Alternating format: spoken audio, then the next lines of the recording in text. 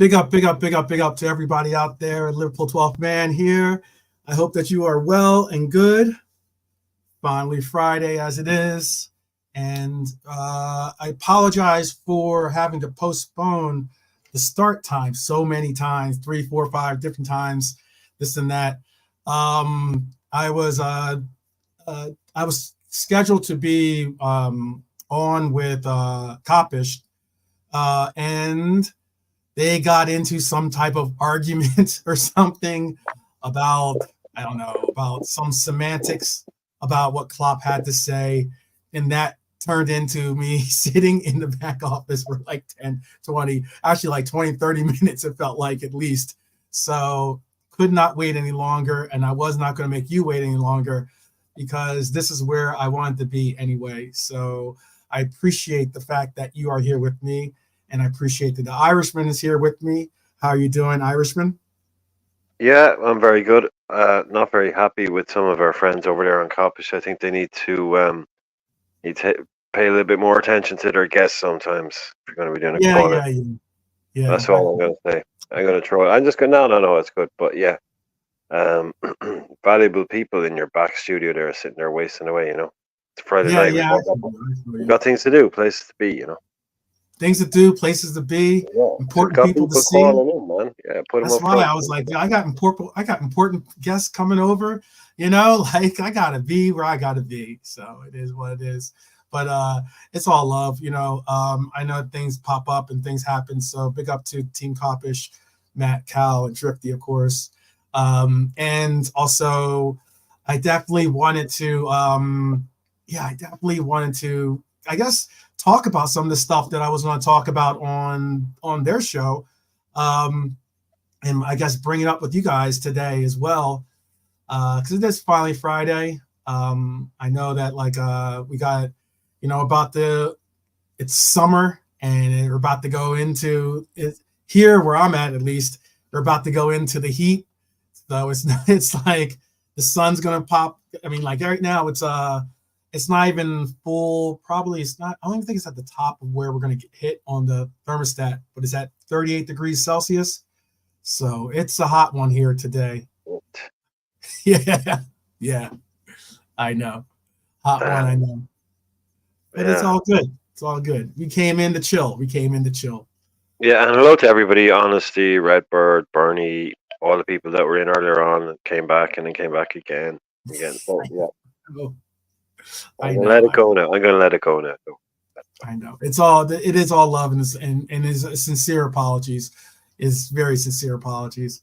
Because I've been looking forward to. That's why we call it Finally Friday. We didn't want to make it too later, but yeah, finally. Exactly. Finally. That's what I put in the chat.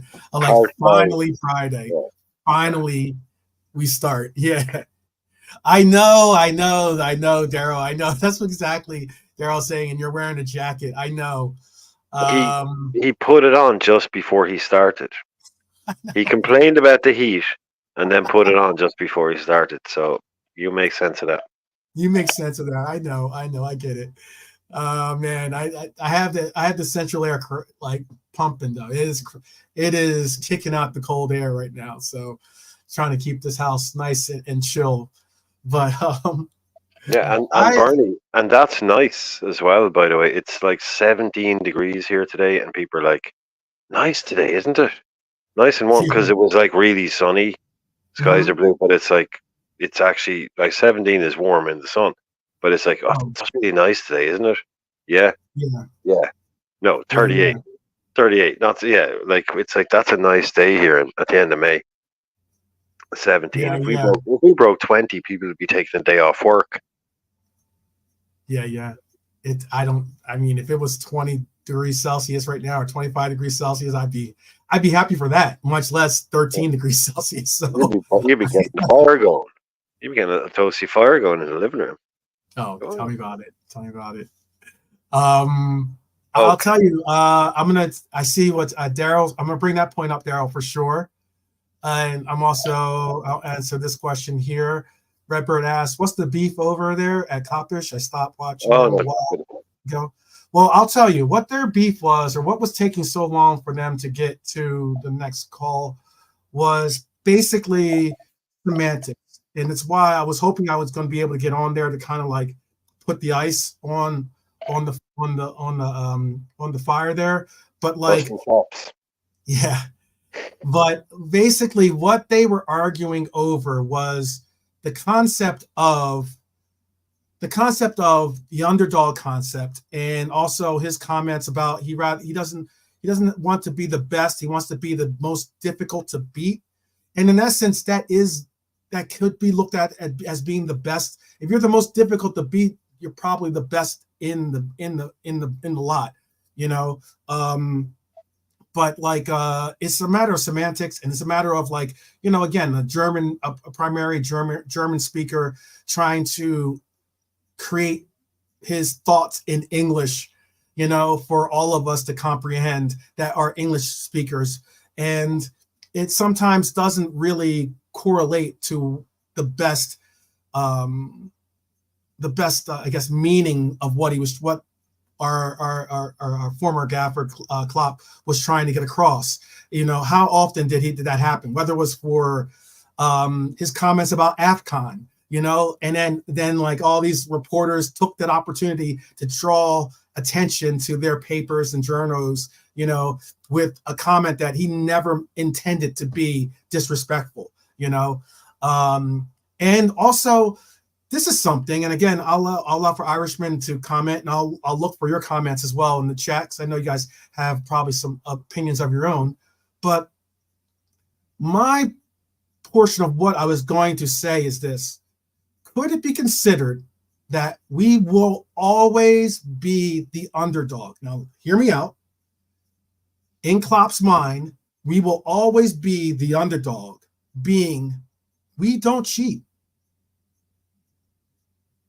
When you're dealing with competition, and he made those little like jabs at that interview where he spoke on, he you know, kind of gave a shout out at Manchester United. He gave a little jab at Chelsea. He even gave a jab at Manchester City by saying those comments that he said.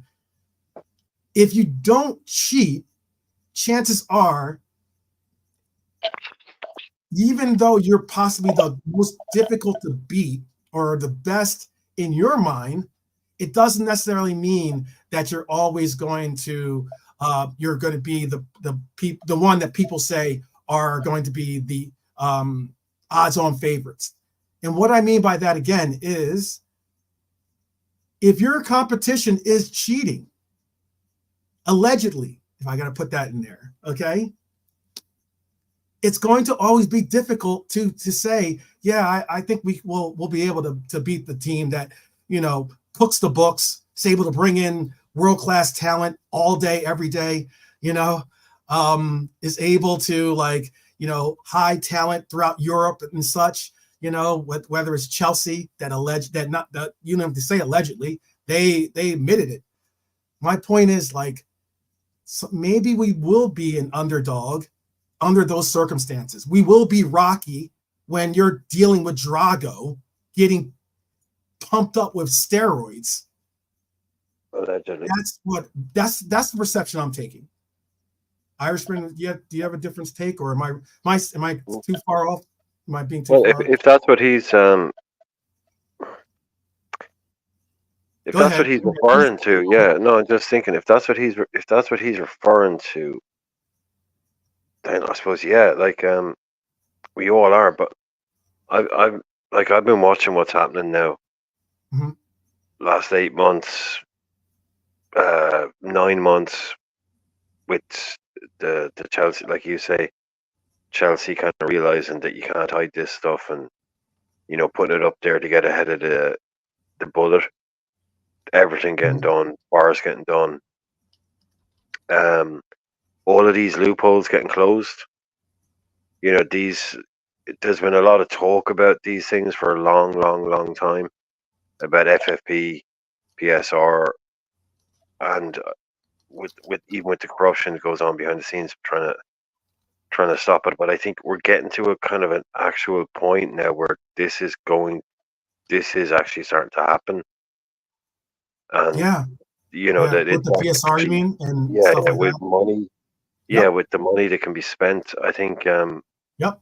we're kind of getting to a point now where it doesn't matter how, like, these things can't be kind of fought anymore. It's out in the public eye now so much, and you got the independent regulators to bring in. So I think these loopholes are being closed.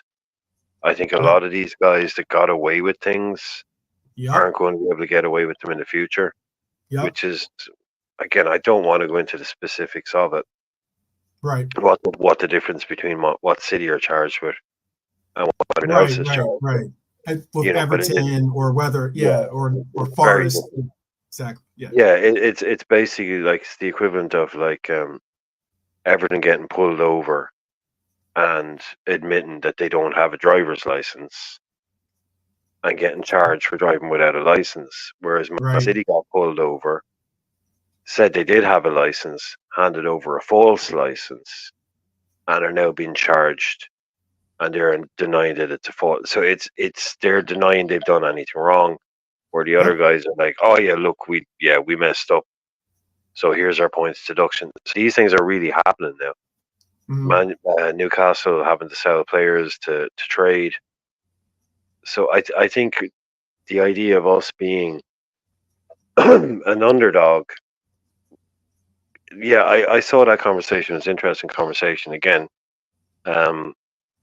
this people were like using the dictionary definition of what an underdog is to try and win an argument, which is always an interesting place to go when it's about, like you say, semantics. You know, it's like, what do you mean by underdog? You know, like just using the dictionary definition doesn't win the argument, you know? So it's whatever you consider an underdog, that's fine. But it is more of an individual analogy, especially when you talk about boxers and things. But when we were up against them, underdog, yeah, maybe, whatever. I don't know. Handicapped would be more the term I would use, as in, you know, we had a weight handicap that they didn't have. When the playing field is level in terms of who can spend the most on income and all that, never ever consider us an underdog. We've been top dogs for a long time. We can be top dogs again. It's we're only underdogs in, like you say, a rigged competition. Exactly. Where everyone is an underdog. You know, it's so I think that's what he's saying. Look, that's what I'm saying too. Right. I think that's what Klopp is trying to allude to, yeah, is that, well, how could anybody beat the inverted commas allegedly Lance Armstrong? Yeah, exactly. It's sort of like, well, sure, we were all underdogs up against, you know, El Dopey Lance over there. You know, it's kind of, but if we were all clean, then maybe you wouldn't be the underdog. Maybe you'd be the better one. And I think that if we're all clean, then Liverpool should never consider themselves an underdog. Kind of an underdog city. You know, in terms of the Liverpool, the city itself, bit of an underdog city. Yeah, definitely, 100%. But the team, no, we used to, like I say, we ruled Europe, we ruled England. We should never consider ourselves some plucky little underdog against the mighty Manchester City. No, bring them down to our level. Bring them down to the real level. They can't compete with us. They can't. But again, Bernadette just said too. Bernie says she thinks she'd rather support a team of integrity and hold the moral higher ground. Everything comes out in the wash. That's what I'm trying to get across. Is that's my perspective. I'd rather do things by the book and do it right than cheat and win. You know. And be by all means necessary win at any cost and anything like that. No, I'm gonna do right and like make sure that, or do my best to, you know, abide by the rules and win that way.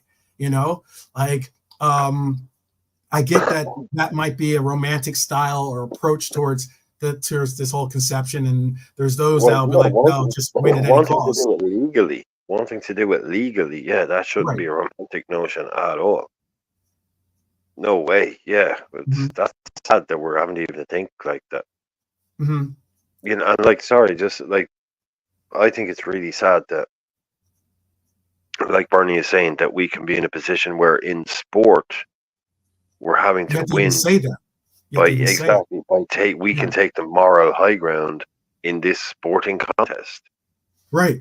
You know, it's supposed to be literally a sporting contest, but Exactly. we've gotten to the point now where we're having to argue about nation states Right. hiding money. I mean, God, It's why, for instance, how would why we ended Russia up got there? is why Russia got knocked out of the Olympics, for instance. They were like they had a doping system that was like basically, going and figuring out ways like the government was taking the procedures to try to bring glory, but they were doing it by cheating. And I mean, like, for those of us, and Lance Armstrong is another great example. I'm just like, I don't want to be that person. I mean, if you're out, everyone is welcome to their own perspectives, but I think that's why I've been getting so angst when people keep bringing up these even statistics now. In that, it's going to be interesting how history looks back at this era, and even just the Premier League era, if you want to call it that, because we've had Chelsea come out and admit, not be found out, come out and rat on themselves, telling us that the previous administration under Roman cheated. And I mean, like, not like some, the grass was too long, or whatever was like the point that the city people always bring up when they're talking about their own individual charges, like the grass was cut too high or too low or whatever it was.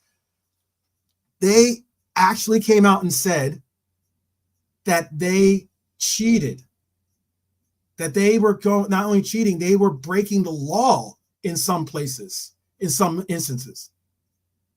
Breaking the law, not even just the laws of the game, breaking like laws, period.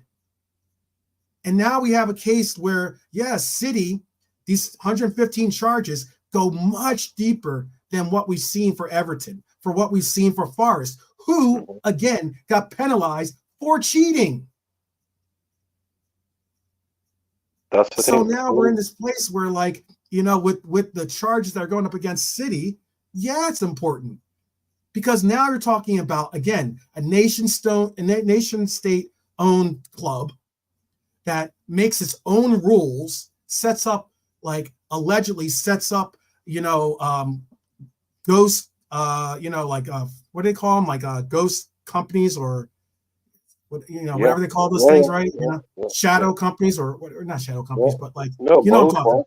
Yeah, no, they're Yeah. both. They call them both shadow companies, ghost companies. Yeah. Yeah.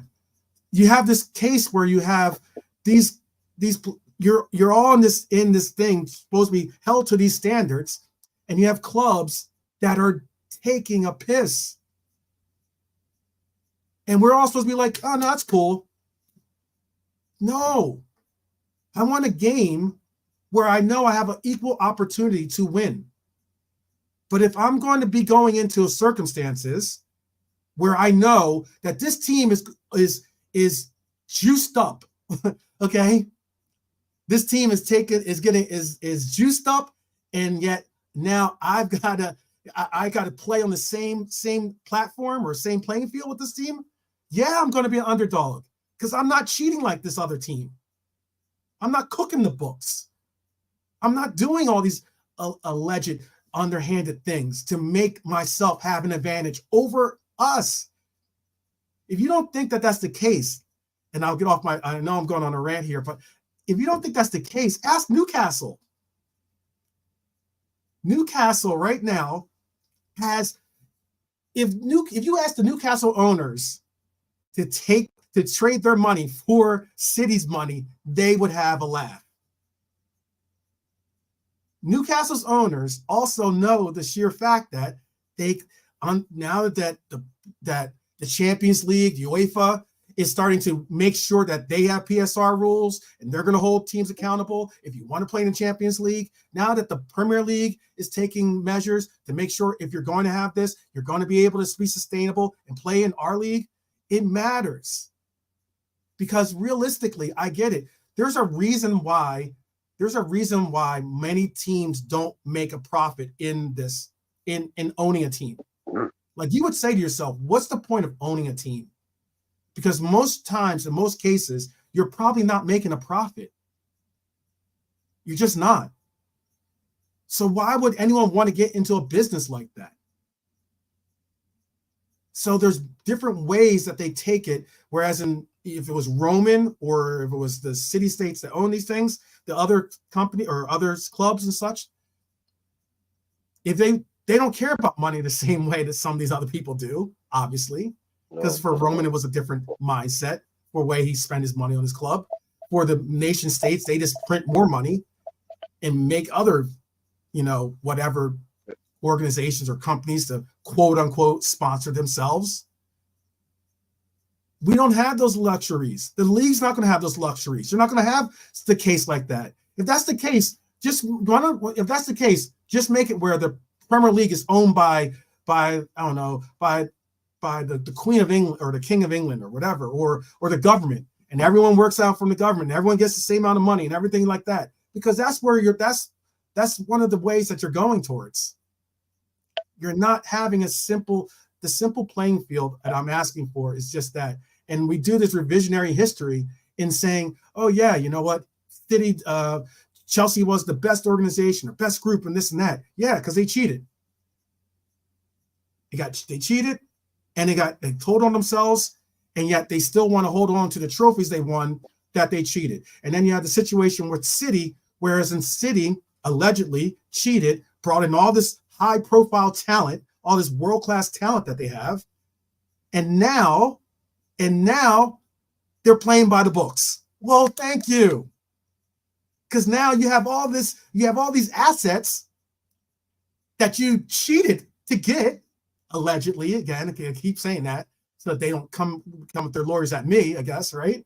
And now those assets are providing you these assets to be able to say, oh yeah, well, I can sell KDB, or I can sell, Gundogan, or whoever the heck it is that they sell at these high and heightened prices. I can sell them to my connections in Saudi Arabia. I can sell them to my sister club, quote unquote, in Spain.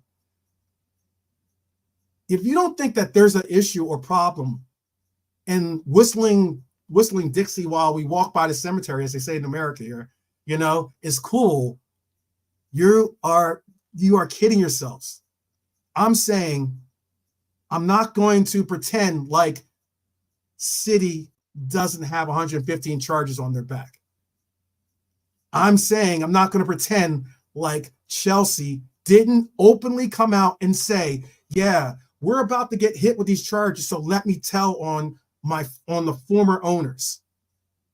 And that's not even going into the mismanagement of Everton, the mismanagement of the doubling down mismanagement of Forest. That's them. That's just bad management. But again, I am proud to say that we, as Liverpool, have tried to do and go by the rules and give our best effort every time on the pitch. And that's why I appreciate this club more than any other club in the world, obviously, because I don't have double allegiances like some people, okay? But it's why I love this club, because we're doing it the right way, or the way that we need to. And I get it. I mean, a lot of people might say I'm being too romantic, maybe, but I'm going to allow for my rant to end there, though, before I go too crazy here. So I see a lot of people are chiming in. I see I say, big up to Chris Angel, by the way. Big up, my brother. I know. Everyone. I got it. I'm definitely getting it in here.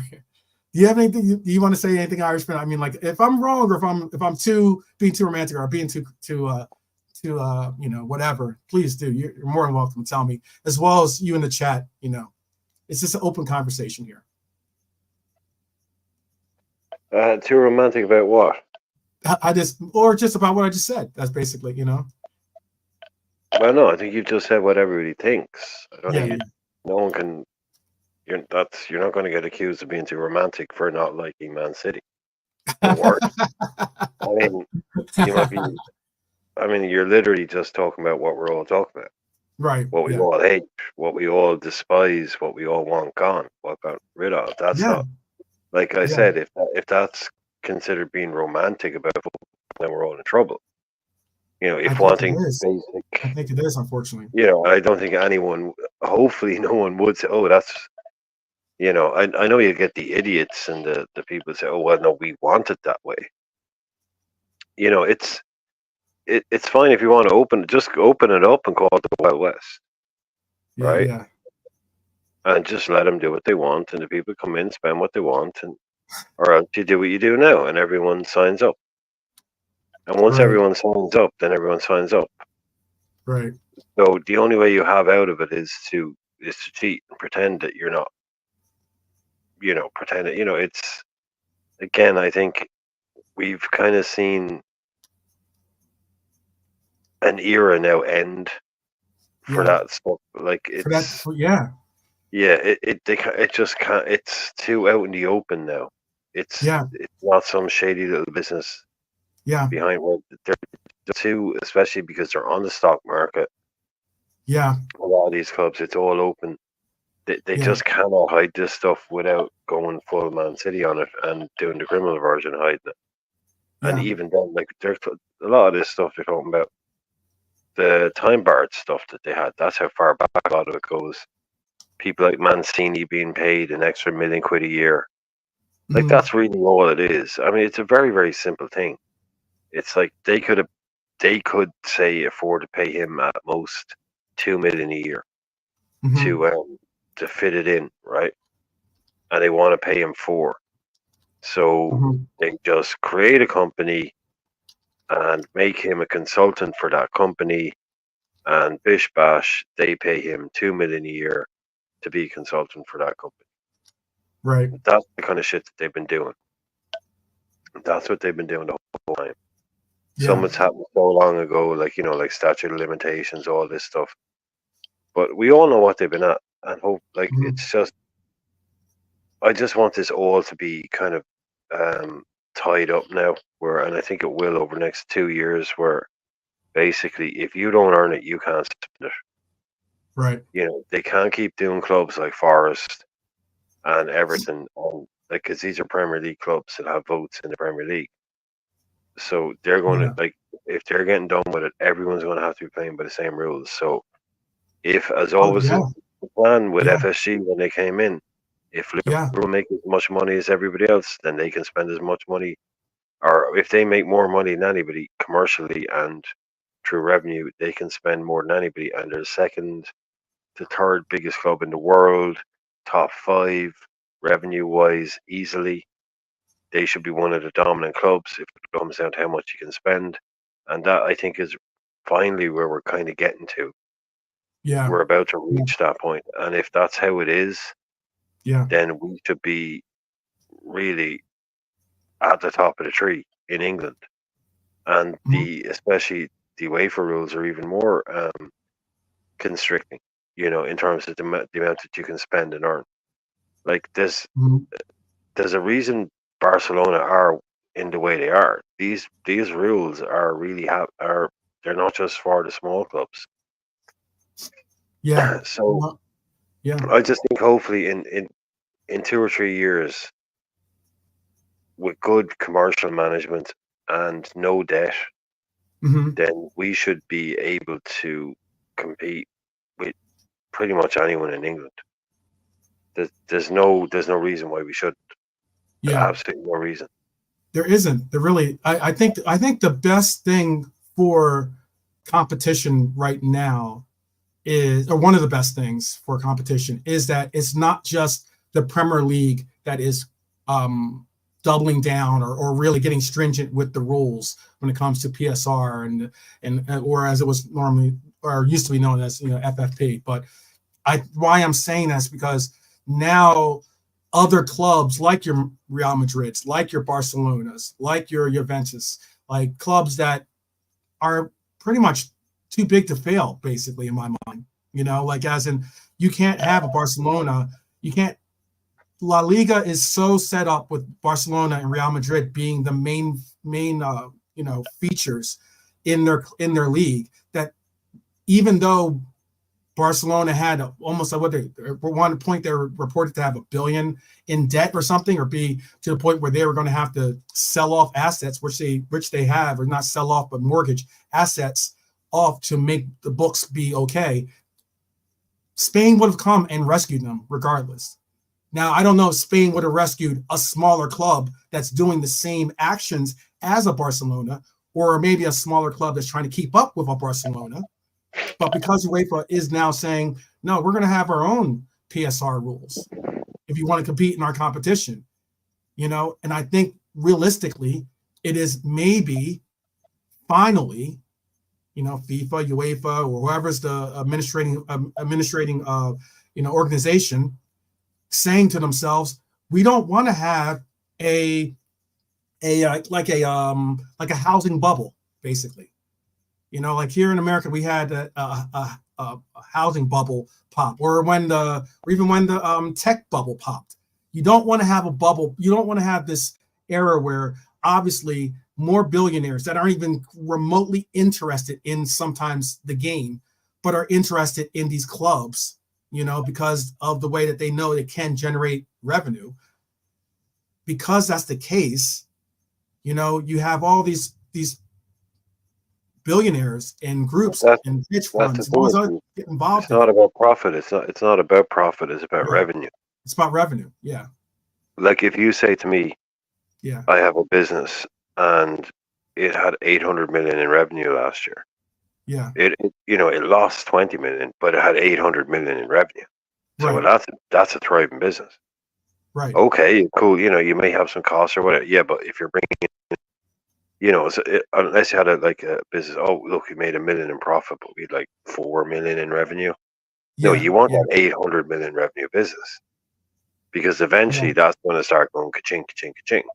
Yeah. It's obviously paying off old debt, or, capital costs or whatever it might be. Eventually a business, like that's why Barcelona, who were in that much debt, don't go under. They wouldn't have ever needed any intervention. It's because of how much revenue they make. Yeah. Like just on their own, Barcelona wouldn't need Spanish help, any banks, anything like that, just purely because of the revenue. Likely, yeah. They could just sit there and wait it out. Like, okay, we were being the shit for 3 years, but we're making 800 million a year because we're Barcelona. Right. But do you want? But you don't want a situation where you have those kinds of companies or those kind of clubs, okay? Companies connected to those kind of clubs, at least, or organizations or groups, whichever is connected to them. You don't want to have a situation where they make it unsustainable for other clubs in the league. Now there's a reason why Forest spent as much money as they did. There's a huge difference in what they make by being in the Premier League as opposed to being in the Championship. And they're going to make every effort to make sure that they stay and have the client, not the clientele, the actual means to stay in the Prem, period. Because it's not an easy road to get back into the Prem. It's just not. And if anything, you don't, even with the balloon, even with the parachute payments that you get by being relegated, ask anyone. There's a reason why Leicester had the highest wage book of all time in Championship history. And why? Go figure, they're back in the Prem. And why? Extra go figure, guess what? They're coming into the Prem with negative points, most likely going to be suited to their team. Because they said the penalty is worth it. That's crazy. Well, they were cooking. They're getting deducted points for stuff they did before they even got relegated. Right. True that. Very true. That's how far back they're bringing up. Like that's why your man Maresca.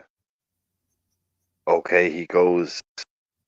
It's not Yeah. Oh, Marianne. Hi, Marianne. Big up, Marianne. Big up, Marianne. Richard, Bernie, Marianne, Honesty, definitely. Redbird in the Yeah. house. Thank you. Thank You you know, guys for showing up and showing love. Maresca is Daryl, coming big back up, up at Daryl. that team. What's that? Maresca, he's coming back up at that team. Yeah, but you say, well, he probably should have. They didn't even have to sell anybody. I know. Exactly. So he gets the Chelsea job. Is he better than Poch? We'll see. We'll see. I did watch his masterclass, by the way. I did watch his masterclass. You've got these guys now. These are the boys who are getting the job. The guys who year ago nobody knew who he was. Nobody knew who Maresca was a year ago. Not one person outside of Manchester City knew who he was. Then he goes, gets the Pep recommendation type job. The easy kind of in with a really talented squad already there on big wages. Okay, he has to go to the championship. Really, really hard. Really difficult 48 game season. They went out of the traps big time. Everyone said, "Oh, they're going to break records." They were flying it, but then they kind of dropped off a bit. Right. So he gets, like you say, probably, it was the most expensive squad ever relegated from the Premier League and the highest wage bill ever relegated from Premier League. They sold basically none of those players, and they came back. Yeah. Okay. Not an easy job, not the hardest job in the world. And that gets you now the Chelsea job. I'll tell you the truth. Okay. Something else. We can segue a little bit off of this topic to go into another topic as well, which is the coaching topic I wanted to bring up. And that is, like, you're right. You're speaking on a coach that took, a soon-to-be sanctioned club, and basically, got him for the championship and got him promoted to the Premier League. But I think, like, if he hadn't, then it would have been that would have been a measure in itself of, like, maybe, that's a measure of your ability as a coach. But also, it's the same thing with the current Bayern Munich coach now. Vincent Kompany is a good coach. I think he's a decent coach. I don't think he's not a bad. I don't think he's a bad coach. Okay.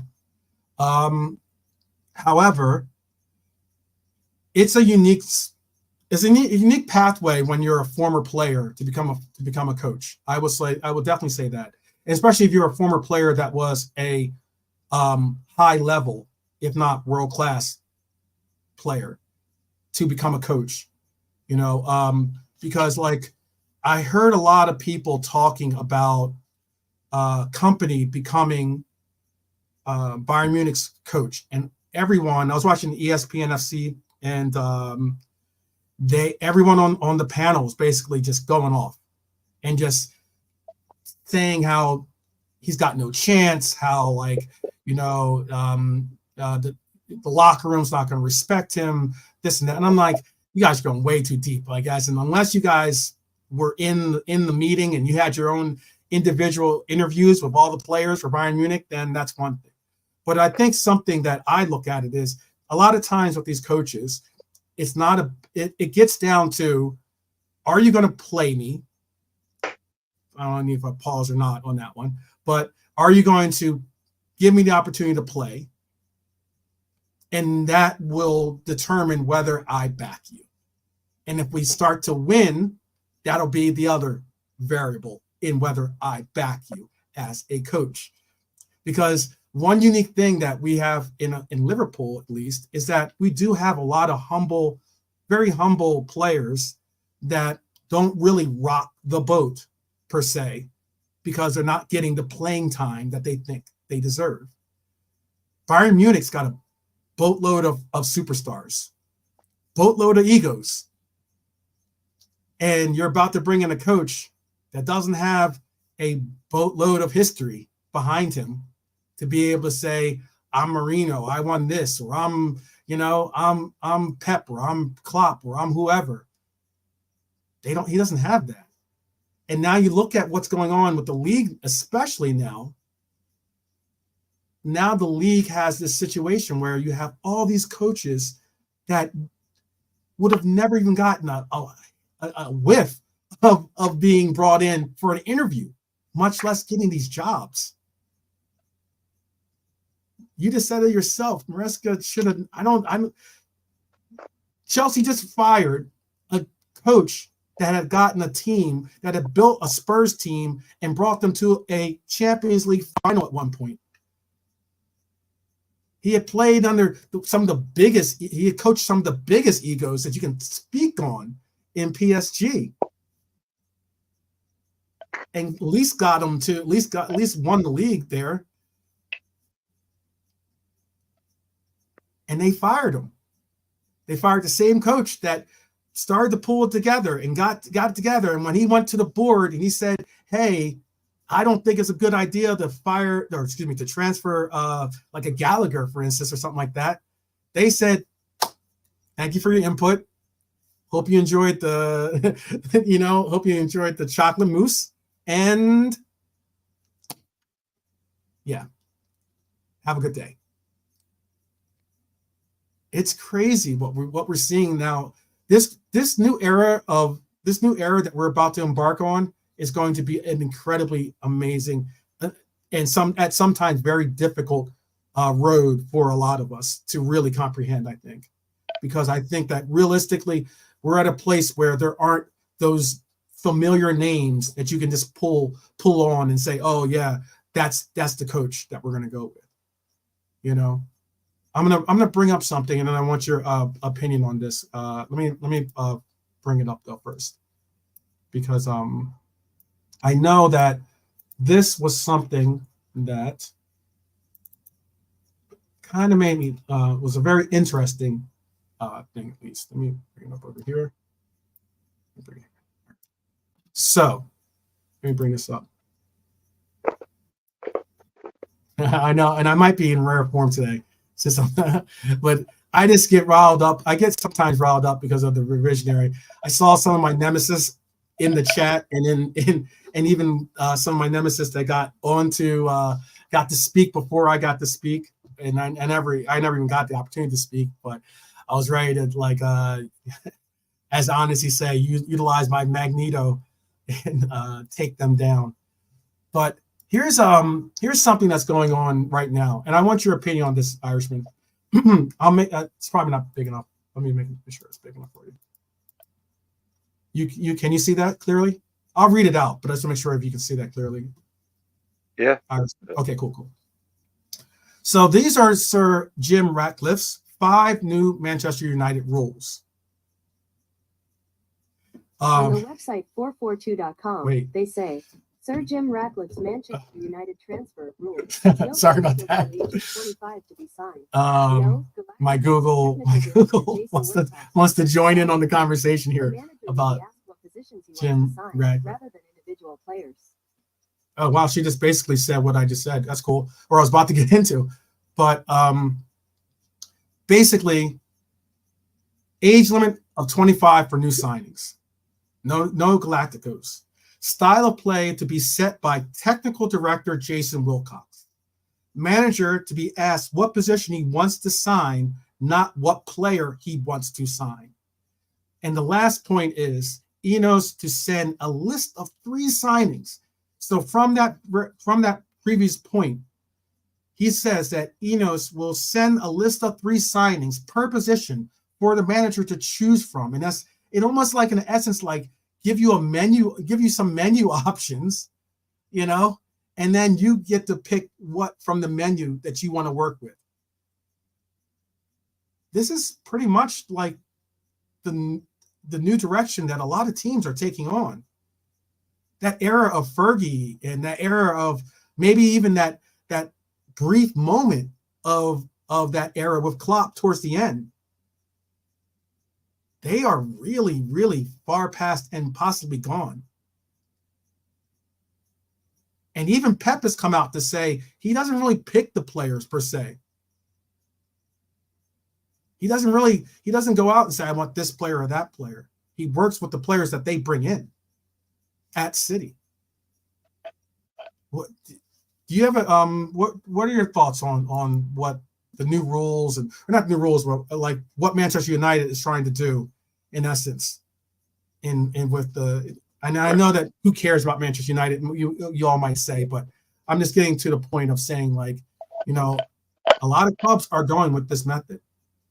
And I know that our club per se already has pretty much this method per se. I think that Klopp, the relationship that we had, or the relationship that Klopp had with Edwards, was a hybrid relationship where you had a high profile coach that could have a loud voice in the room to push back against these kinds of circumstances when he picked and chose. It just so happened that Klopp picked and chose his own opportunities to do so.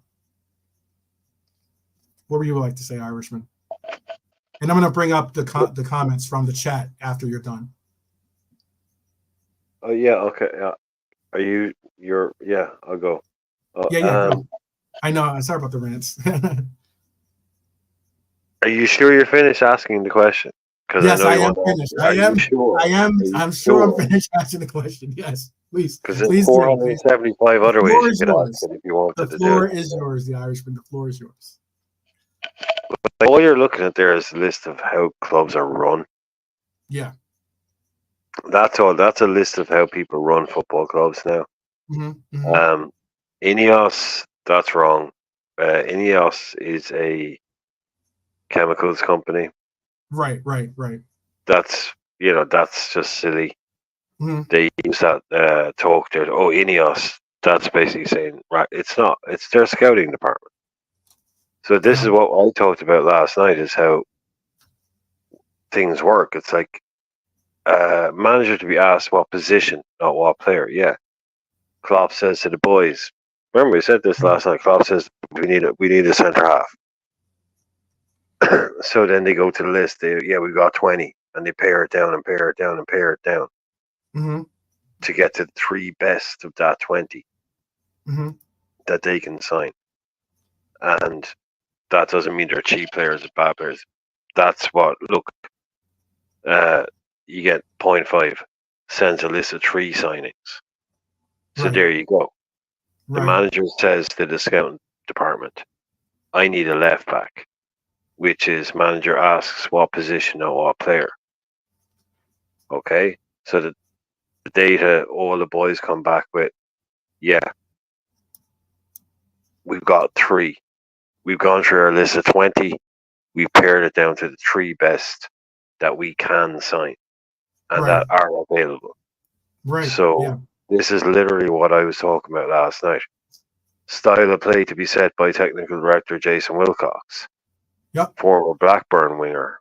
That's a technical director who makes sure that you don't have a new manager coming in every 8 months that plays a different style, that needs 8 different new players because the previous manager played a completely different style. And that's all how it should be done. No Galacticos. Very good. That's probably a good idea. It hasn't worked for them in the past. It works when it worked. It was fine when you had a man in charge who could manage some Galacticos. That's a bit of a one-off scenario. You have to be able to be light on your feet and deal with different scenarios. You can't set things completely in stone. You have to have a bit of leeway, a bit of wriggle room. If you don't bend, you break.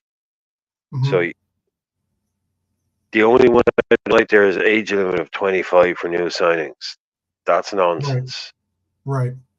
That is complete and utter nonsense. Right. You should have a base kind of, most new signings. Under 25. That's good business. Right. But if there's a 27-year-old guy out there, or a 26-year-old guy, let's say, or even a 20-year-old guy, they brought in Cantona. I know he wasn't that old, but you have to look at, like I say, be light on your feet and be able to change. Okay, This guy, like we did, like Klopp, made it really clear for us. He gives us great examples with the endo thing. He said it, if people pay attention to what he says sometimes, he said, and he explained all of this in a nutshell. We wanted to sign a defensive midfielder. We couldn't get the one we needed. Endo was there. Endo was way outside of the age limit for 25 thing. But the club allowed us to make this one thing. This is explaining all of this. If you just read and watch, you'll see that all of this has been happening for years and years and years. These are not new things. This is Man United basically catching up on what people have been doing for 6 or 7 years. The fact that this is new to Man United, it's like, wow, okay. Yeah. Wow, well done. No Galacticos. Like, come on. When's the last time they signed a Galactico? Well, Casemiro, I guess. Old Galacticos, reject Galacticos. The ones that Real Madrid didn't need anymore. When's the last time? The last Galactico they signed, I can't even think, because they don't even do that. Ronaldo, they made, maybe someone like a Falcao or something like that. They were even him. I mean, they don't go out and do that. But this is what everyone should be doing. Like, style of play, technical director. Yep. Good stuff. Good stuff. That's what we all need. That's what we have. That's what we have, though. That's what we already have. 12 years. Said this is, it's not controversial, but they'll make it sound like it's a controversial new direction. Right. Age limit 25, though. No, forget that. Right.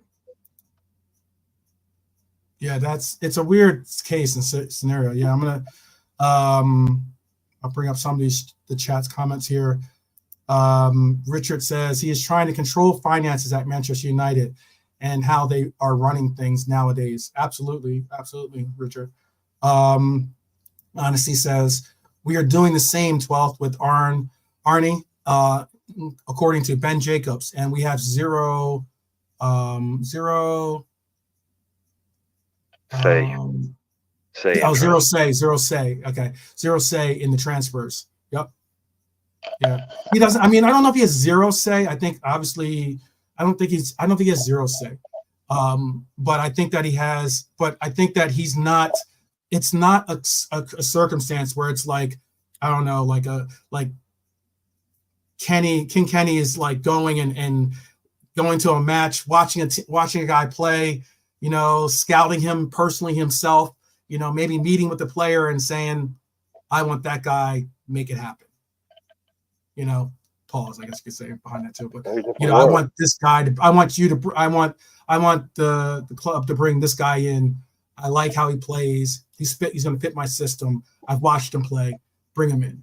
Like that's how we were used to see players or teams do it. Do what we're talking about.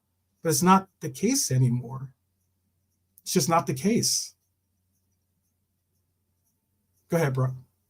But it was the case with Endo. Oh yeah, well I think that was the thing. That's where the thing is, like, you have to allow this room for everything in the game.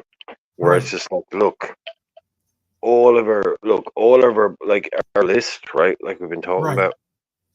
Our list with our 3 top boys on it. Right. Could it They're have been all off the table. They're all off the table. Caicedo's off the table. Yada yada is off the table. Right. Bobby's off the table. Look, we've got 2 days left. We need a DM. Can we just bring in this guy? Because look, I watched him, knows him. Yeah, we don't have the data sets on him, but look, it's me, it's Klopp, it's Schmaka. The guy can do the job. It's a short-term thing. It's literally, look, this goes way outside of what we do, but that's what, like I say, it's the club being light on its feet, saying to Klopp, all right, okay, we'll do that one with this. It's not what we do, but we'll do it with this individual circumstance now because we need to bring someone in. I know it was just one of those ones where you're talking about what Mark brought up. No, it's just where you trust the manager and go, okay, look, he wasn't on our list. Mm-hmm. You know, he wasn't on the club's list, but we can't get the guys we need. And Klopp is going, look, right, we can't get the guys we need. There's this guy, Yeah. we can get him. I trust him, I like him.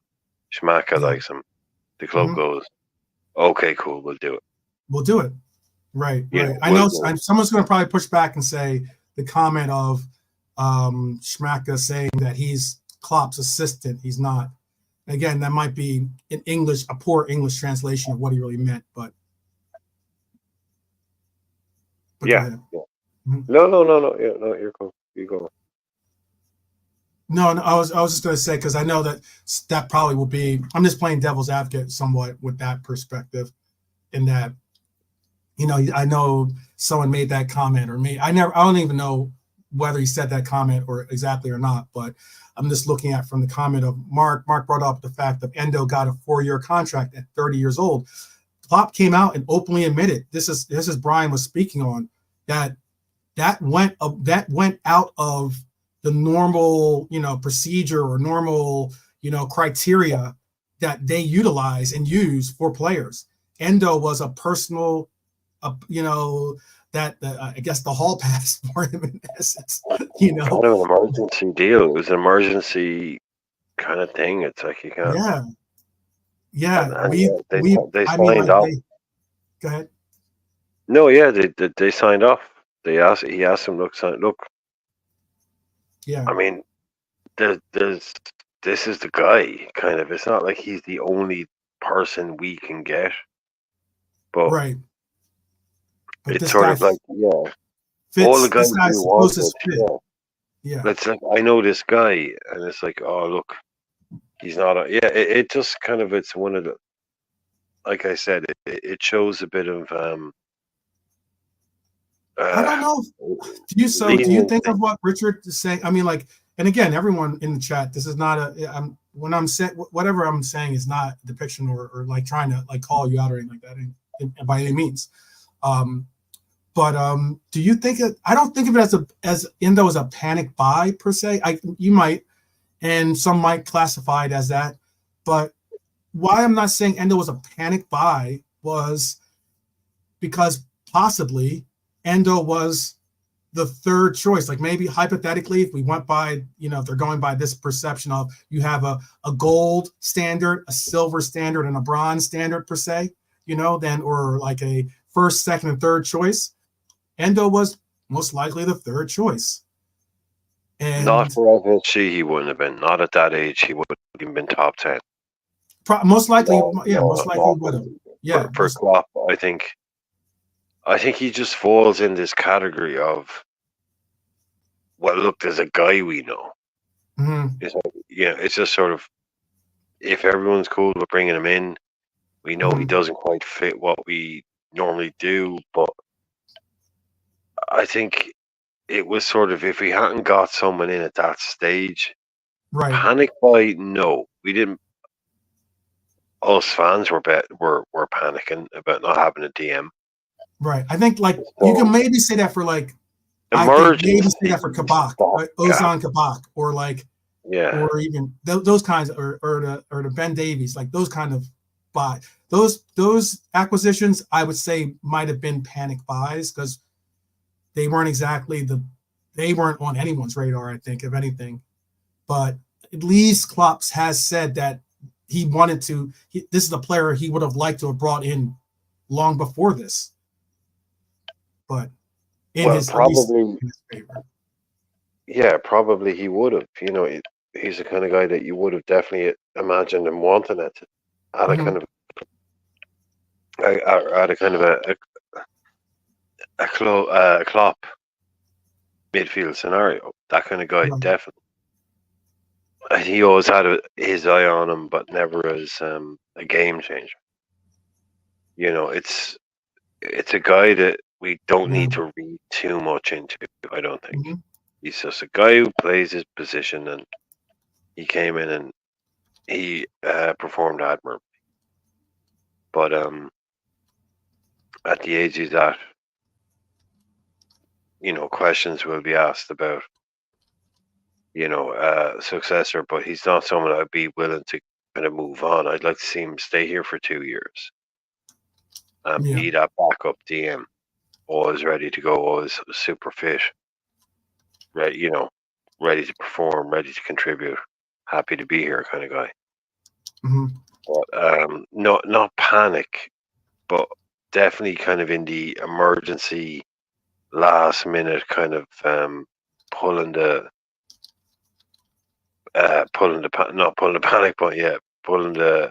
emergency kind of, right, we've got 5 minutes left here.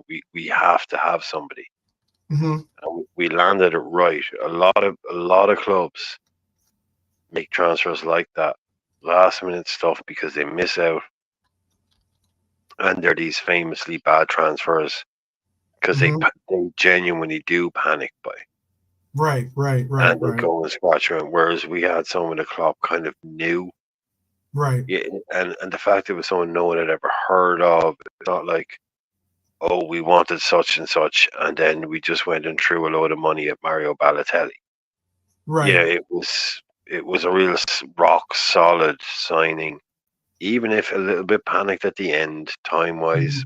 Okay, give you that. Definitely not first choice. Saicedo, the money was there, the bid was made. But okay, we did okay. What did he cost us? 16 million, not a lot in wages. And even if, say, for instance, next summer, we want to let him go, you could probably sell him back, even at that age, for 8 million to a club in Germany. And you've gotten 2 years of good service out of him. And he'll have done well and you'll have done well. Right. So I can't see it doesn't come under panic buy for me. Right. Because he's worked out quite well. I think I don't know. I think that I thought it was a good acquisition for the money we spent. For the money we spent, and for the money we spent, I think we've gotten what we were looking for out of the acquisition. I think, I mean, Bernadette put a comment. I responded to her comment too, but she says, remember when we had Damian Camoli, sporting director, signed Suarez, Carroll, Hendo, and a few others. Rumor was that Rodgers wouldn't work with him and wanted control of who we brought. Excuse me, and that's true. There was a committee basically that they created that chose the players basically, and Rodgers was a part of that committee, and he had obviously a say in a vote in that committee. But there's reports, and this is something I put into the in the chat also. There's reports that, like, for instance, like, Rodgers didn't even want Bobby. He didn't want Bobby, as he had no interest in Bobby. Oh no, that's well known. No, that's well known. He didn't want Bobby. Right. Okay. Yeah. No, he didn't want Bobby. They went out and done that deal behind his back. Yeah. Flew out to South America. What's his name? Forgetting his name. Ian Eyre. Yeah. And the other guy flew out to. It wasn't Brazil, but they were in like Chile or Colombia or something. Flew out, did the deal. Brendan had no interest. Yeah. He pushed back. Brendan didn't realize. He should have realized it. That we were going down that road. And they have actually that became so infamous that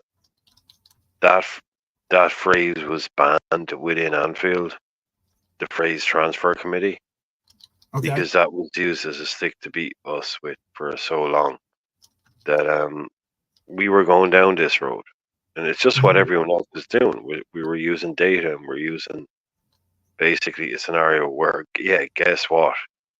We don't just give Brendan Rodgers 200 million quid in there and say, oh, look, there you go, Brendan, buy whoever you like.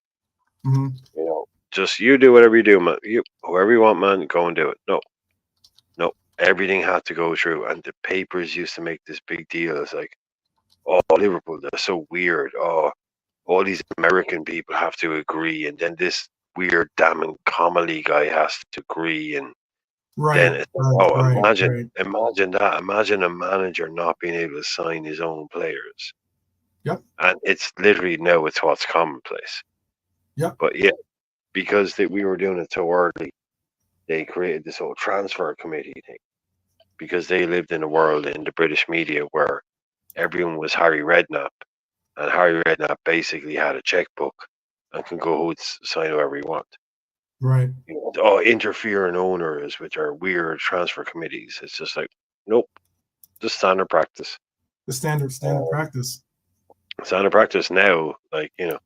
But yeah, we went out and basically that one was very much, yeah, look, Brendan, myself and Ian Air, we're just going to go out for a sandwich. You wait here. And they I just bet you came Ian back. Air is probably is living his best life, to be honest with you. Yeah, no, they totally went over Brendan on Firmino. They totally did. And he tried to kind of spite them by like playing Claim Firmino opposition. anywhere. But, yeah. Yep. And he wasn't a signing. He was a really, really, really expensive signing. Yeah, he wasn't cheap. Yeah, 36 million.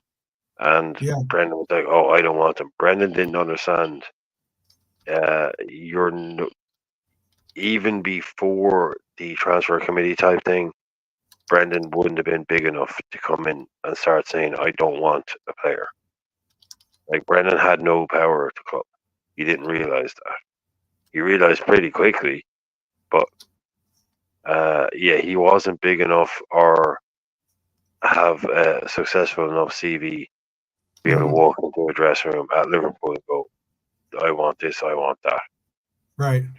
The guy had no, yeah, he had nothing. But that's the thing with company. Like you were mentioning earlier, that's something I said from day one this season. Vinny Company is playing for Vinny Company, not Burnley.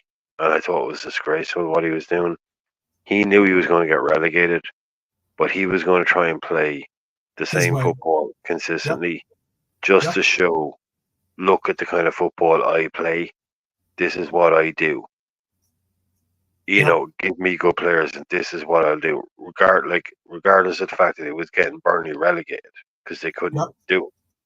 Yep. And I was thinking, I agree with that point. I agree with that point. Yeah, and I was like, it's cool for you, Vinny. I mean, that's great. Like, you know, but it's not what your team needs right now. Like, your team needs points right now. Like, you want to show off how good you are with your tiki-taka or whatever it is, cool. But that's not what Burnley needs to stay in this division. So be pragmatic, do something different. That, to me, would be even more impressive, to be honest with you. But anyway, and I was thinking, okay, he's going to get this job. And then all the rumors are coming with it. It had gone so badly for him that he'd kind of unofficially failed his unofficial Man City audition. That was the world on the street kind of thing. And I was thinking, yeah, that sounds about right. And that's a bit kind of, that's nice. That's a bit karma, you know, thinking that. Then thinking, look, he's probably going to get a decent enough job anyway. And then he gets, then this. Then he gets he goes from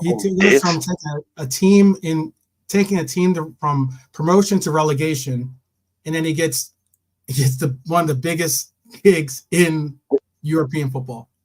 They have more European Cups than we do, let alone more than Man City do.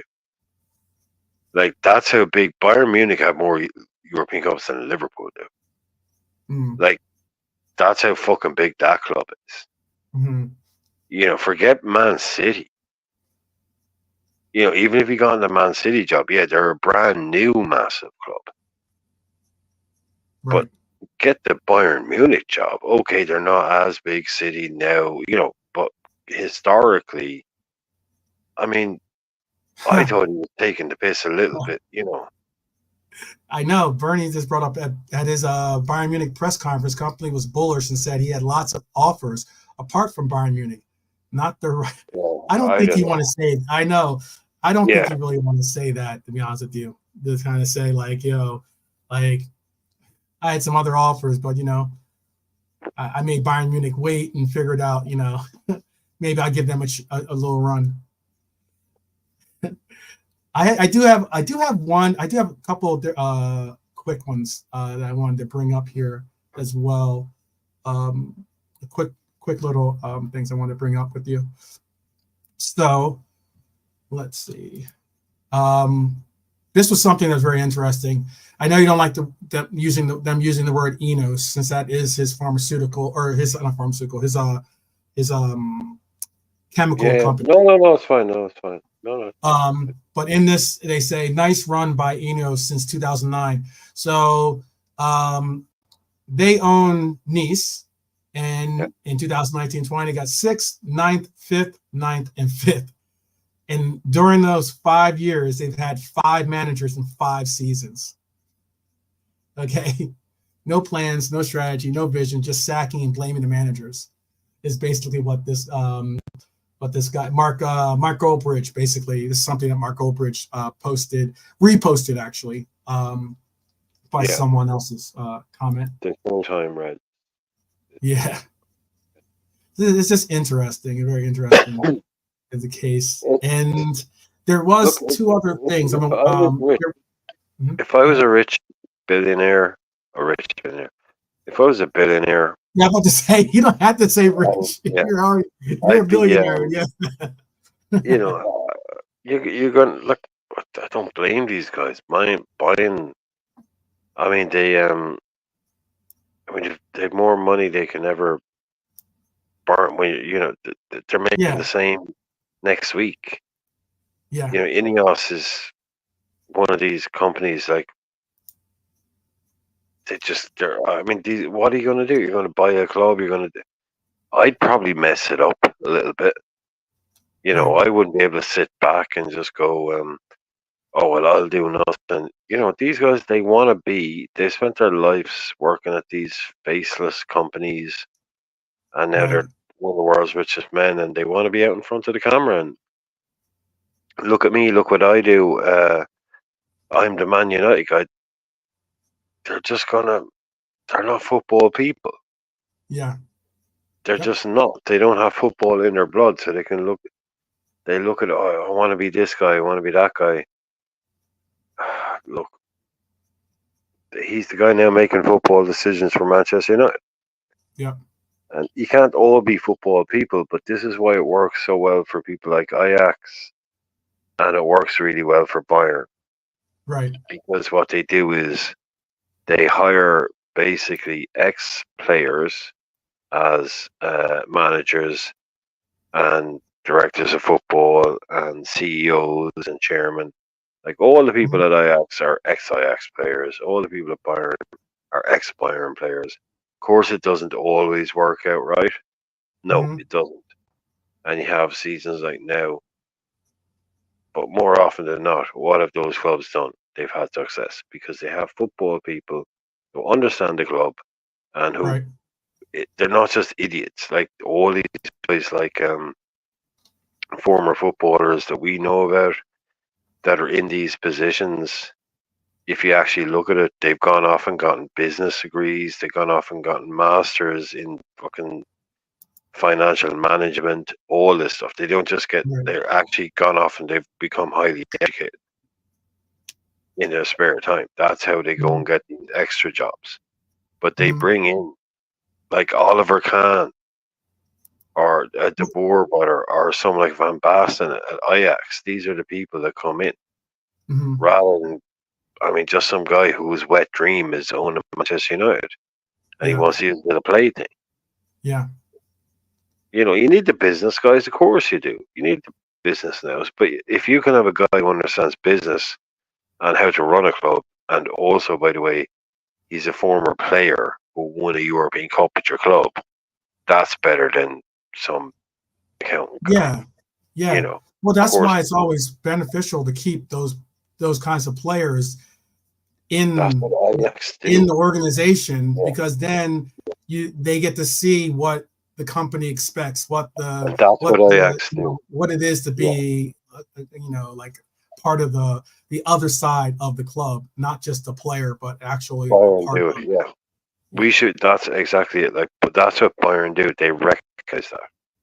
They pay for these guys to go off and get their degrees. Yeah. You know, Ajax did the same. Yeah, they keep them. They Yeah. they keep them at the club.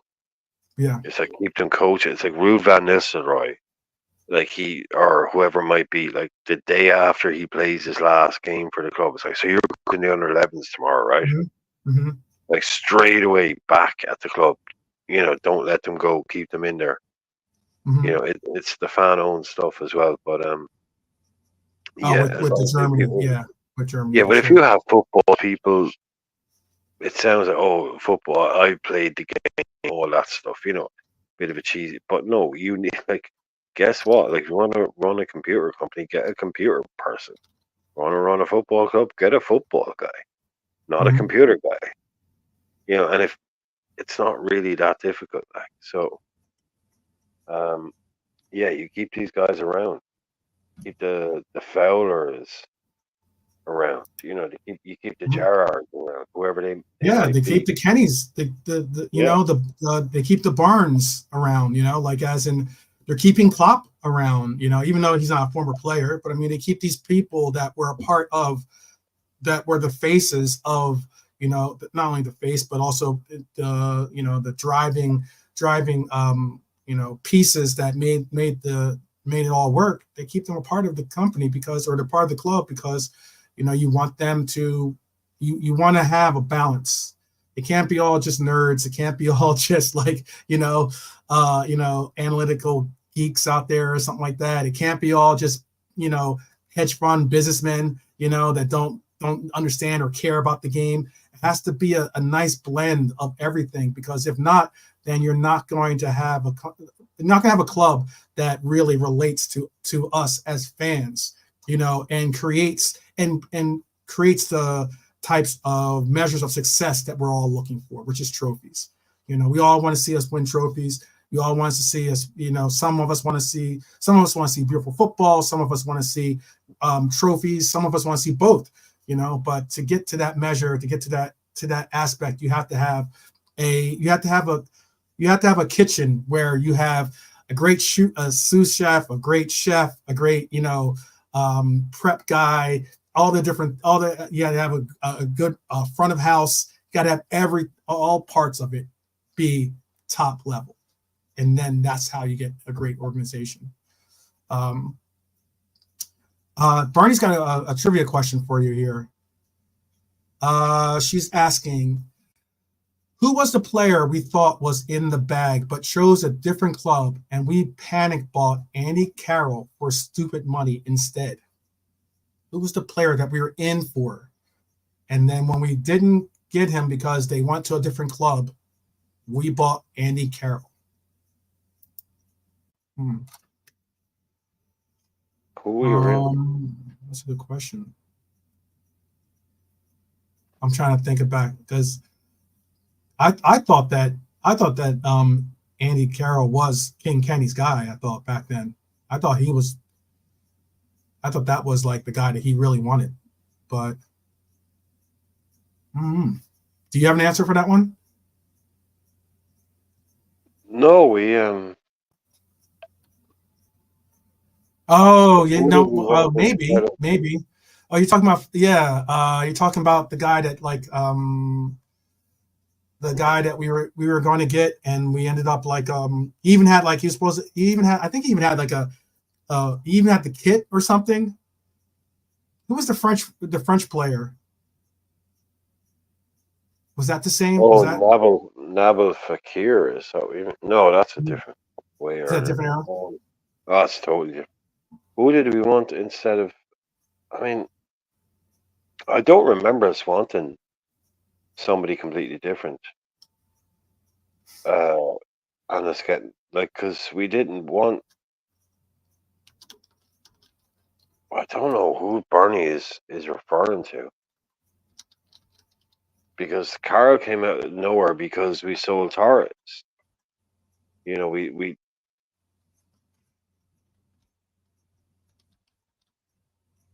I thought it was the guy from Monaco.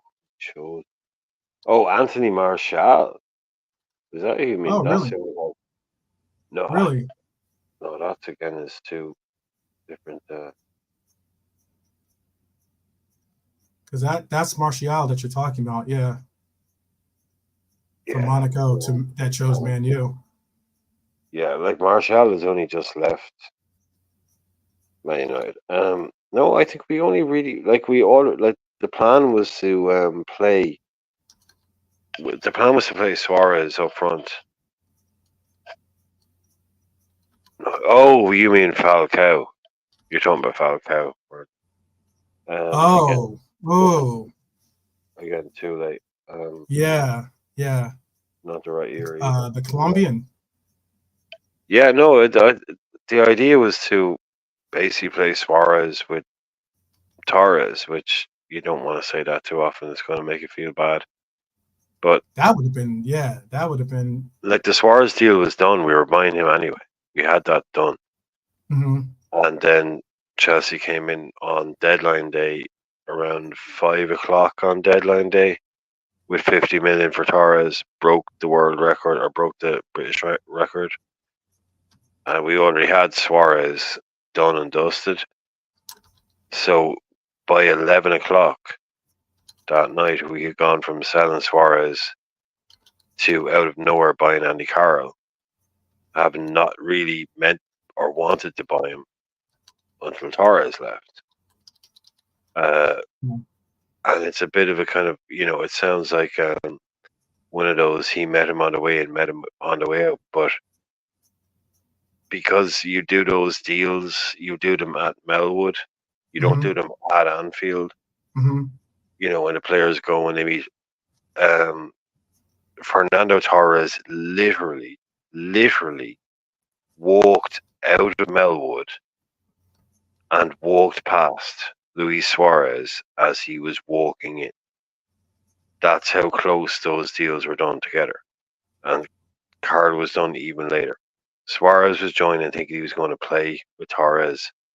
And as he was walking out of the building, Suarez is walking. That was the closest they came to playing with each other. But they were both there at the same time for like 2 minutes. It was just like,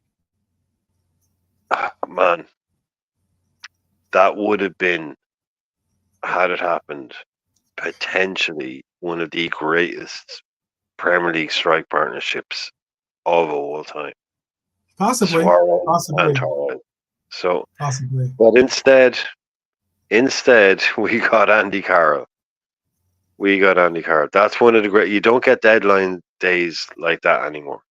That is one of the best. It didn't work out well for us, but you don't get those. And that was January. Mm-hmm. That wasn't even. Those. I think that's one of probably the last great deadline days. Yeah. How not to do business with 4 hours to go in January. How not to do business. Mm-hmm. I'm going to bring up this little thing too, because I wanted to 2007, 2018. I just want to make sure. There was this little thing that was brought up here. Speaking of front lines, because I do have an announcement for tomorrow's show. But before we do that, I wanted to say here was something I saw that was very interesting. Possibly the worst nickname, by the way, for Real Madrid. Apparently, their nickname was BBC. Pause on that, especially. But but there was an argument to say that Real Madrid's, this was looked at as being one of Real Madrid's greatest front lines of players. And someone brought this up and tried to make the comparison that possibly our front line with Bobby, Mane, and Salah was a better front line than even Real Madrid's front line. This has obviously got their complete GA involved. And it shows the year that Salah had 44 goals in all competitions. This is all competitions too. And Ronaldo had 44 goals in all competitions, but had 8 assists to Salah's 16. But it was kind of interesting that, you know, I think that like this, there can be an argument that I know Bobby often gets overlooked as like just being more like a, you know, the third chair in that front three. But the year that he scored 27 goals and had 16 assists, and that's a year that obviously Mane out of the three was like quote unquote the least productive. I think Mane might have gotten. Did he get injured that year? Did he miss a couple of games or something like that? I'm not certain. What year is like? It's not what year. I think that this is 2017, 2018. I want to say 2017, 2018. I'll double check here. But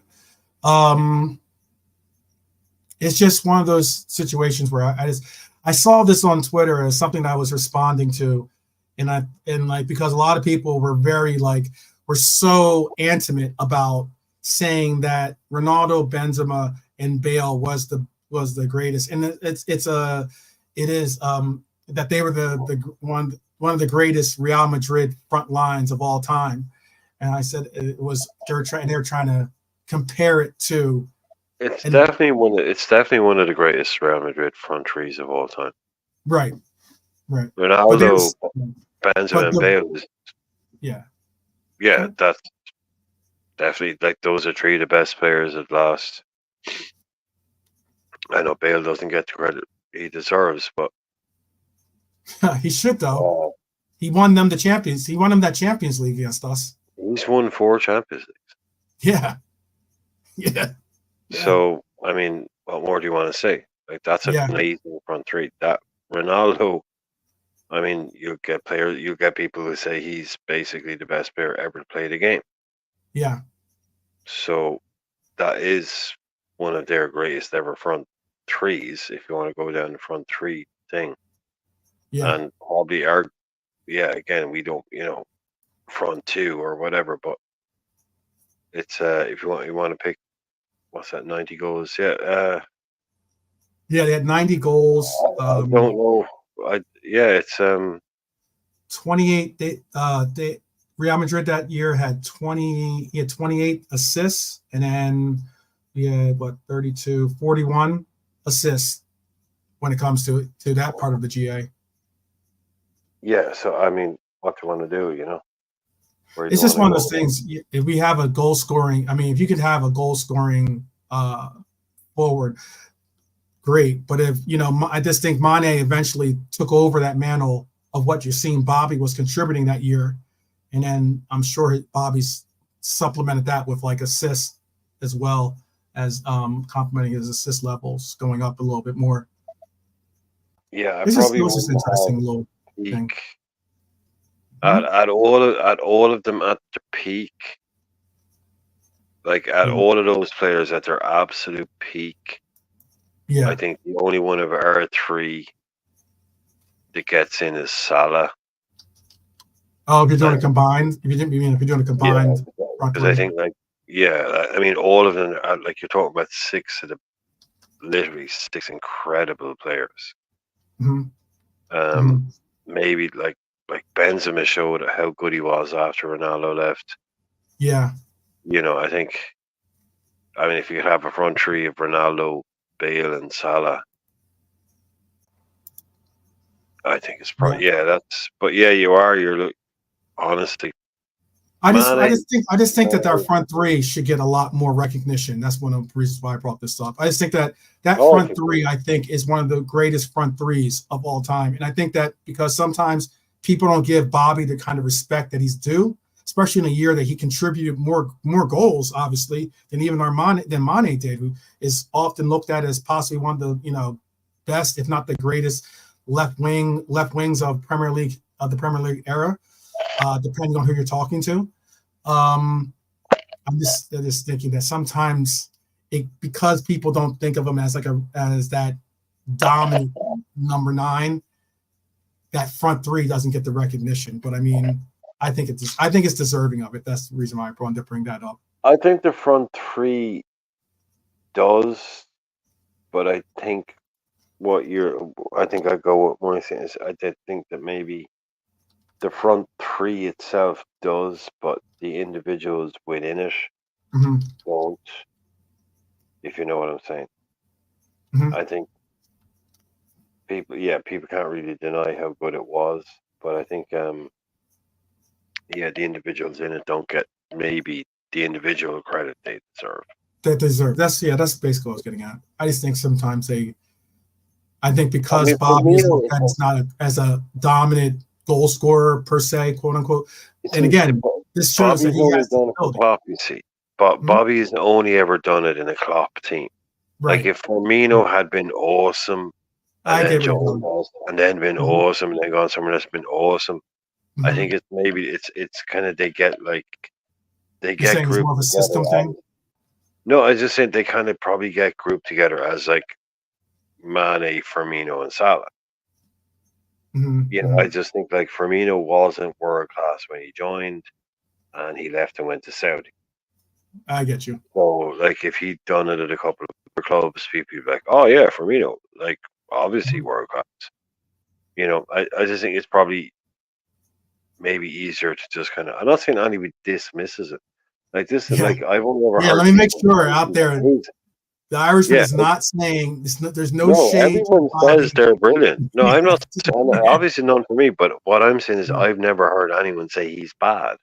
I've never heard anyone say that was a bad front three.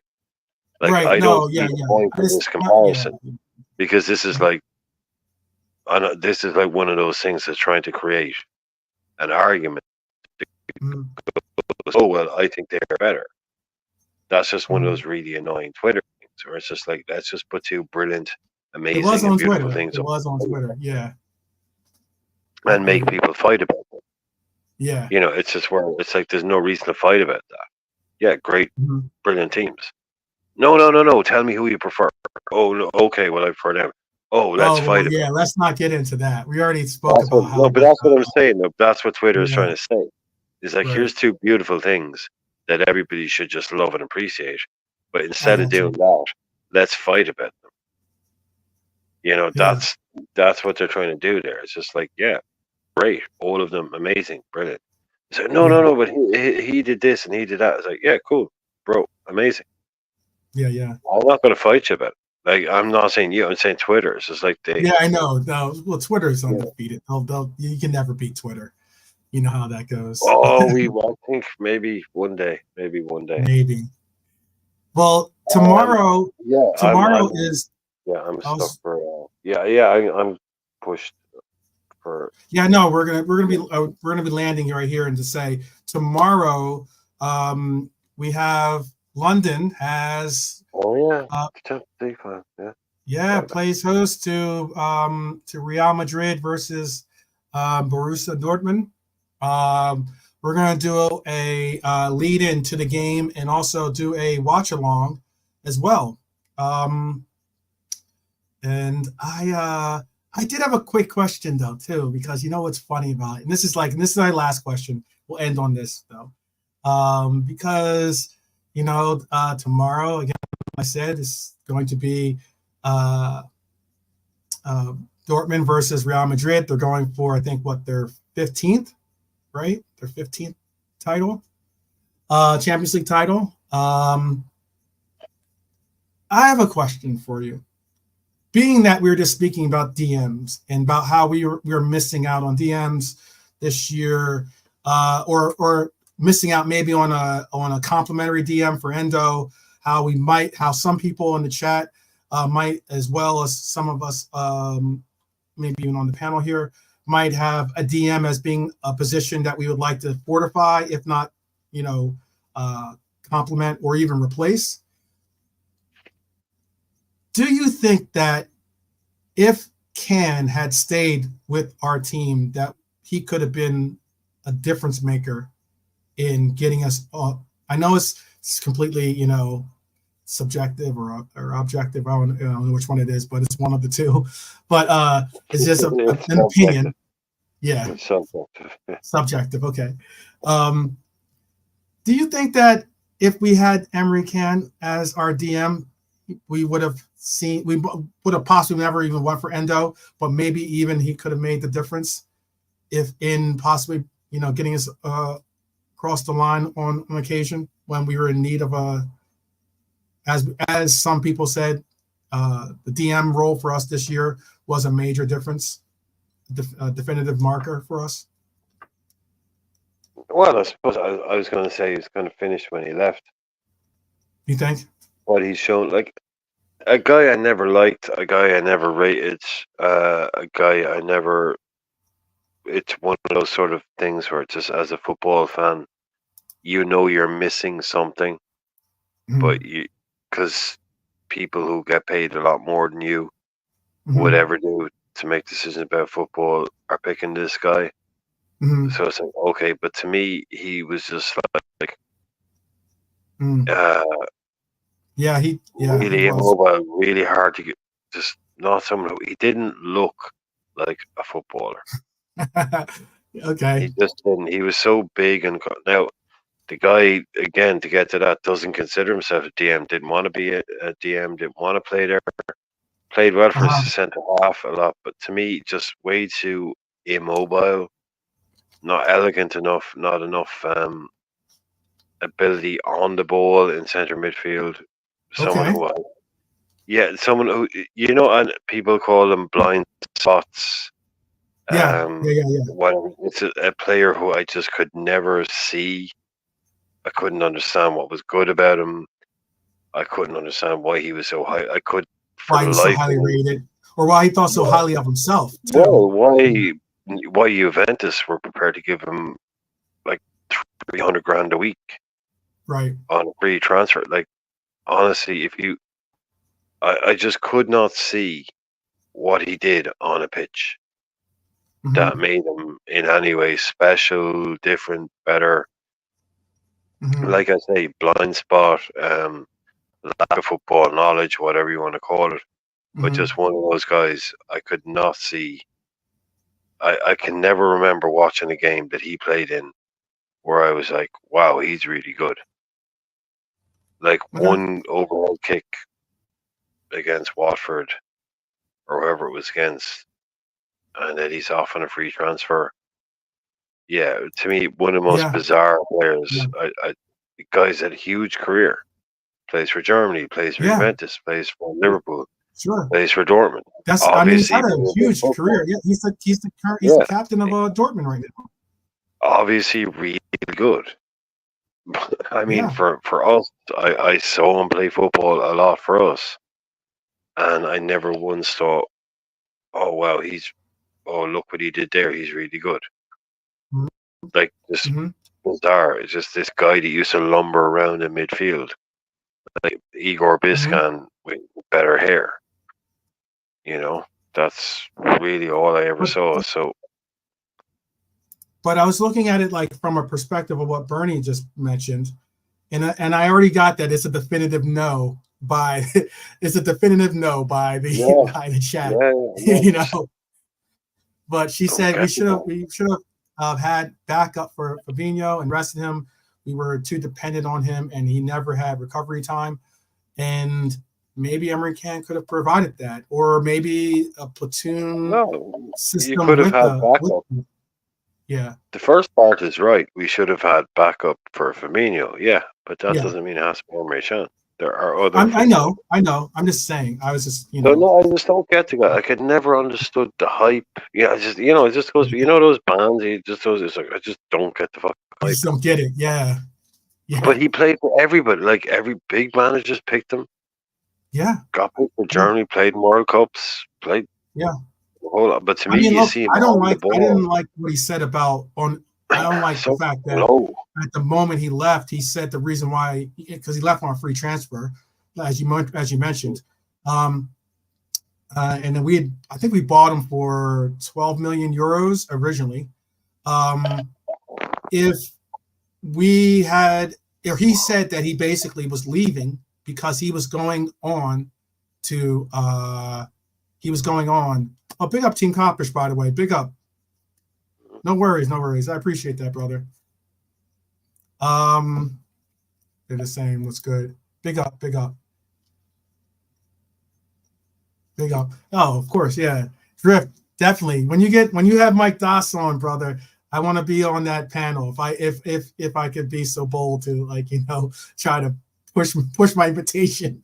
If I don't get one, I'm all good. But I definitely want to go against some of the things, because yeah, that's kind of be the other part of that pendulum, basically. Big up to Drifty. And if you haven't subscribed to Drifty TV, please do so. Drift is one of my brethrens. Definitely, we have a lot of similar concepts of the romantic part of the game, at least, to say the least. So big up, Drifty. But I was going to say, with the Dortmund thing real quick, is that when he ended up leaving, he said he wanted to go and win trophies. He wanted to get in. He wanted to go to. He almost made it feel like it was like. He almost made it feel like it was. We were a stepping stone club almost, in a sense, and that's the part I didn't like from Emery Can. But I was just wondering if like, being that he's about to be on this big platform, he's about to have this opportunity to bring Dortmund glory in bringing them a trophy. Obviously Dortmund has a couple concepts or a couple players on that are very important. Then it's like being they have Sancho on their team and everything else. Some of these disgruntled players from other clubs that seem to, make the most of their time at Dortmund. I was just wondering if you guys thought that if we had an Emery Can, would he have made a difference on this team? Obviously not by the chat, and that's a definitive no. I don't know. Drifty thinks that he wouldn't have probably bought in on Can either or not, but I was just wondering. Yeah, the Kendrick. I'm Kendrick. I'm not Drake, by the way. Hopefully. We'll see. Mark says Emery can't, as he calls him, typically a Turkish moody chip. What's on the shoulder player? He was Dan. Let me see how he says that. Part-time utility player with no pace. Yeah, I got you. Would you? I assume that everybody here, you would have rather have, if you had to choose between, considering they both were Bundesliga players at the time too, you would have rather have had Endo than bringing back Emery Can? Is that definitive? I just wanted to make sure I'm right on that. Is that what you would have done, Irishman? That's a new question. Yeah, that's a new question. Yes. You need to final question. No, you can't say when you say. I mean that you just like you said. Nobody. I never had an opinion about Emery Can. Oh, I got you. Well, then you said like this is your question. See, would you just no? Seriously, like this fucking bullshit happens all the time. Where someone goes to the Champions League, it's like, he used to play for us. Yeah. Oh well, should we have sold him? It's like. And then, so now, okay, I didn't want him. A player I didn't want to answer. Oh, no, I'm not saying that you would. But now you're saying, so when you say that you didn't want him, you say, you would have taken him over Endo? That wasn't even a question. I didn't mean it that way. I'm sorry. That was not happening. Yeah. Like that was nobody was ever saying, do you want Endo or Emery Can? This is totally hyping it. Emery Can played for us about 8 years ago. We sold him. I mean, so this is what I mean. Like, so just because I said I didn't want him, that means, so you're saying Endo is better than? I mean, when did that become the second option? Oh no. I'm just throwing out there, just ask a question. Yeah. Yeah, no, but you just say no because you said I just wanted to be clear. Is that what you mean? Oh, my bad. No, when did this even become? I'm not trying to set you up I'm not trying to set you up. No, like there was no. I don't care. Like Emery Can left us a long time ago. Thanks, Emery. This is like these fucking idiots coming out going out. Oh, do you think Sepp van der Berg can play for us again?